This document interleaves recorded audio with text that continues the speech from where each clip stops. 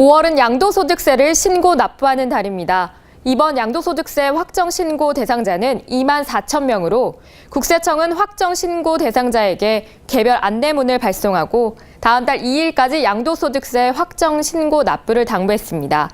자세한 내용 심층 취재에서 살펴봅니다.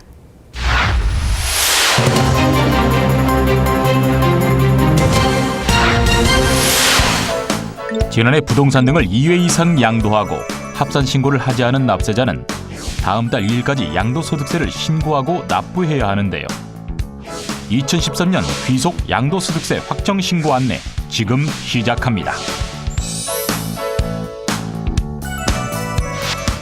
양도소득세란 부동산이나 분양권, 골프 회원권, 주식 등을 팔 때 발생하는 소득에 대해 과세하는 세금인데요.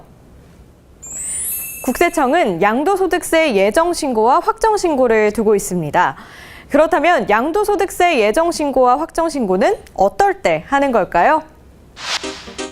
양도소득세 예정신고란 부동산 등을 양도하고 양도한 달의 다음 달 말일까지 양도소득세를 신고 납부하는 것으로 2010년 1월 1일 양도분부터 예정신고를 하지 않을 경우 가산세를 부과하고 있습니다.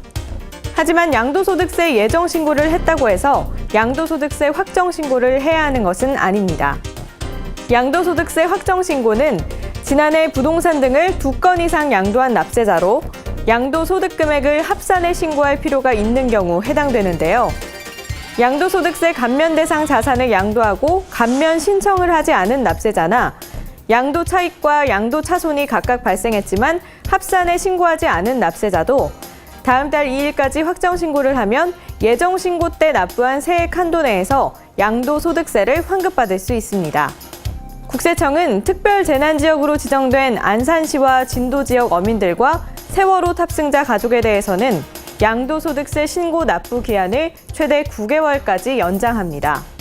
이와 함께 예정신고에 대해서도 최대 9개월까지 신고 납부 기한을 연장하고 납세담보 제공도 면제하기로 했습니다.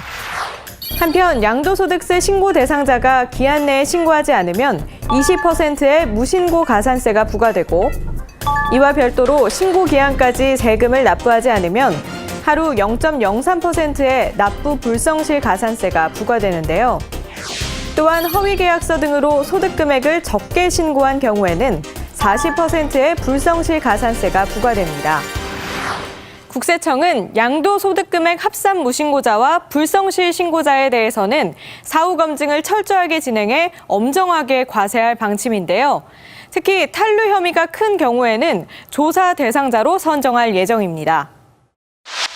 또한 거짓 계약서 작성 사실이 확인되면 양도자와 취득자가 비과세 또는 감면 대상자라 하더라도 비과세 감면을 모두 배제하는 점에 유의하셔야겠습니다. 국세청은 납세자가 쉽고 편리하게 양도소득세를 신고 납부할 수 있도록 신고 안내 전담제를 실시하는 등 다양한 납세 서비스를 제공하고 있습니다. 특히 세무서 방문 없이 전자신고할 수 있도록 확정신고 안내문에 임시 HTS 가입용 번호를 안내하고 양도소득세를 쉽게 계산할 수 있도록 국세청 홈택스에서 양도소득세 자동계산 서비스도 제공하고 있습니다.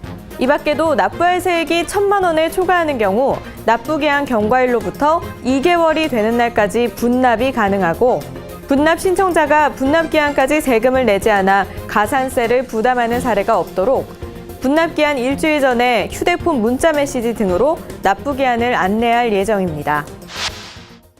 양도소득세 신고 납부에 관한 보다 자세한 내용은 국세청 홈페이지나 홈택스에서 확인할 수 있는데요. 이 밖에도 양도소득세 신고 납부에 대한 궁금한 사항은 국세청 세밀의 콜센터 국번 없이 126번으로 문의하시기 바랍니다.